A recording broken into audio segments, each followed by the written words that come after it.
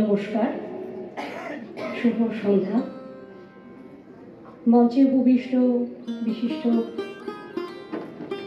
ব্যক্তিত্বেরা এবং আমার সামনে শ্রদ্ধেয় এবং শ্রদ্ধা সবাইকে আমার নমস্কার জানিয়ে আজকের দিনের কথা এবং গুরুত্ব মাথায় রেখে আমি কাজী নজরুল ইসলামের একটি গান গাইছি।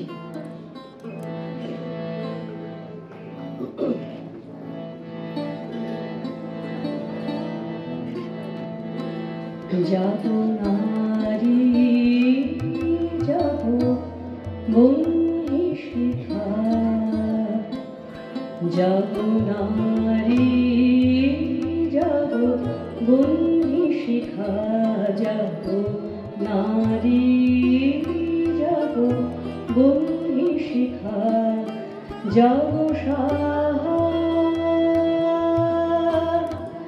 যাব সাহসী মন্তে রক্তটিকা, যাব নারী যাব বন্দি শিখা।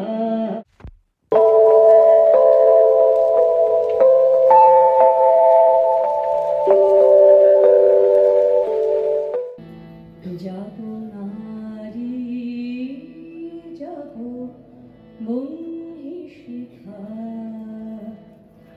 যাব নারী যাব বন্দি। অনুষ্ঠানে শুরু হলো নারীদের উৎসর্গ করে নজরুল গীতির মাধ্যমে।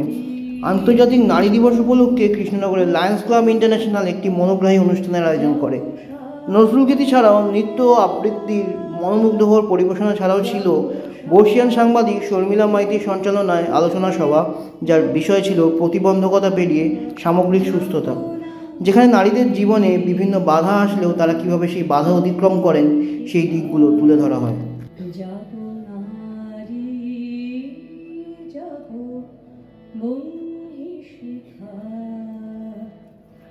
যাব নারী যাব বন্দি শিখা। ওকে আমি জিজ্ঞেস করলাম যে তুমি যাবে?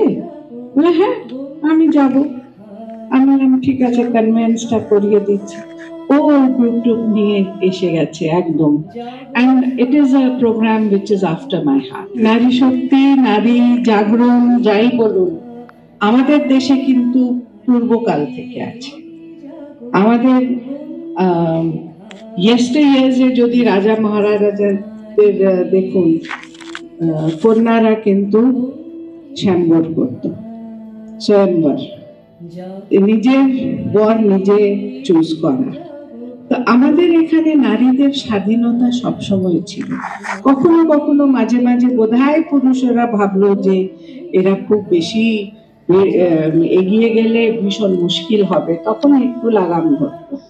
বাট নারীরা without women, even the men can't do anything. মুক্ত বন্ধন ও সুস্থ জীবন, এই শব্দবন্ধটা নারী জীবনে অত্যন্ত অত্যন্ত গুরুত্বপূর্ণ, কারণ নারীরাই এই বিষয়ে অগ্রণী। সুস্থ জীবন পাবেনই না যদি নারীরা না থাকতেন। এই যে আলোচনাটা হলো এইমাত্র, আমার খুব ভালো লাগলো। আমি মডারেশনের দায়িত্বে ছিলাম, আর এরকম ধরনের আলোচনা আরো হওয়া উচিত, এই অ্যাওয়ারনেস আরো বাড়া উচিত। নারী স্বাধীনতা নিয়ে অনেকে সবাই আমরা কথা বলি, আপাতত নারী স্বাধীন হয়ে গেছে। আমাদের নারীরা আর অত ব্যাকওয়ার্ড নয়, সবাই স্বাবলম্বী। কিন্তু এই স্বাধীনতার মধ্যে কি হচ্ছে, এক একজন আবার একটা অভয়া ইনসিডেন্টগুলো চলে আসছে, যেখানে আবার নারীদের মধ্যে একটা বিদ্রোহ তো জাগছে, কিন্তু একটা ভয়ও চলে আসছে। অভয়া যতক্ষণ না আমাদের দেশে বন্ধ হবে, ততক্ষণ কিন্তু নারীরা পুরোপুরি সেফ নয়। আর যেটার জন্য বলা হয়, এই ঘটনাগুলো যারা ঘটায় তাদের নিশ্চয়ই কোথাও না কোথাও তার ব্যাকগ্রাউন্ড দেখতে হয়। প্রত্যেক কিছু আরম্ভ হয় নিজের বাড়ি থেকে। যদি আমাদের বাড়িতে আমাদের যদি আপব্রিঙ্গিংয়ে কোনো ঘাটতি হয়, যেটা বলুন মেয়ে বলুন বা ছেলে বলুন, আপব্রিঙ্গিংয়ে ঘাটতি হলে এই ধরনের ঘটনাগুলো ঘটে যায়। আর সেই জায়গা থেকে যে আজকের যে আপনাদের যে প্যানেল ডিসকাশনের যে টপিক, সেইটা খুবই রিলেভেন্ট, সেইটা নিয়ে কি বলবেন? হ্যাঁ, এখানে আমরা বলছি যে হোলিস্টিক ওয়েলবিং। আমাদেরকে এটাও ভাবতে হবে যে আমরা তো নারীরা তো আজকাল সবই কিছু করছে, বেরোচ্ছেন, কাজ করছেন, সব কিছু। তারা হয়তো কোথাও না কোথাও নিজের শরীরের ওপরেও একটু অত্যাচার করেই ফেলছেন। একটা ওয়েলবিং না থাকলে, এবং একজন নারী she is the revolving point in everything. She is a homemaker, she is a mother, she is a wife. Again, she holds an important post in the office. কারণটা কি? কোথাও না কোথাও দেখা গেছে গার্লস আর মোর রেসপন্সিবল। মেয়েদেরকে কোনো কাজ দেওয়া গেলে ওরা বেশি রেসপন্সিবিলিটি নিয়ে কাজগুলো করে, এবং they see that it is finished fruitfully. তো এই গুণগুলো তো নারীর মধ্যে আছে, আই উইল নট সে পুরুষের মধ্যে নেই, but woman has men also in it. Every woman likes কি হাজবেন্ডের সাথে শপিংয়ে গেল, কেউ একজন ব্যাগ ধরে নিল, বা when you are getting out from the car, your boyfriend or your husband opens the door. That is also একটা নারীর চাহিদা, right? So both need to coexist. But আমাদেরকে এটা ভাবতে হবে যে মেয়েদেরও এটা ভাবতে হবে যে আমাদের হাতে স্বাধীনতা এসে গেছে, but what are we are makers. এই কথাটা আমাদেরকে না বললে আমাদের we shouldn't forget.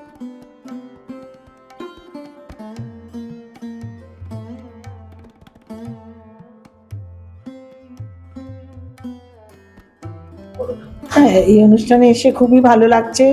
সবাই নিজের নিজের মনের কথাগুলো একবারে খুলে খুলে প্রকাশ করেছে, এবং সব মহিলারা খুব সমৃদ্ধ হয়েছি আমরা সবাই, অনেকের অনেক রকম বক্তব্য শুনে, এবং সবাই নিজের নিজের মনের কথা বলেছে।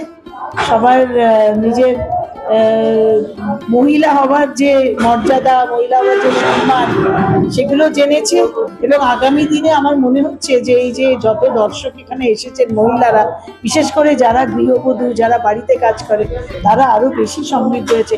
আরো আগামী দিনে ওরা নিজের পায়ে উঠে দাঁড়াবার একটা সুযোগ পাবে বা একটা মনের ইচ্ছে হবে। প্রথমে এই বাইক নেওয়ার জন্য যে এই যে আমার ভাইয়েরা উপস্থিত হয়েছে, আগে তোমাদেরকে ধন্যবাদ জানাই।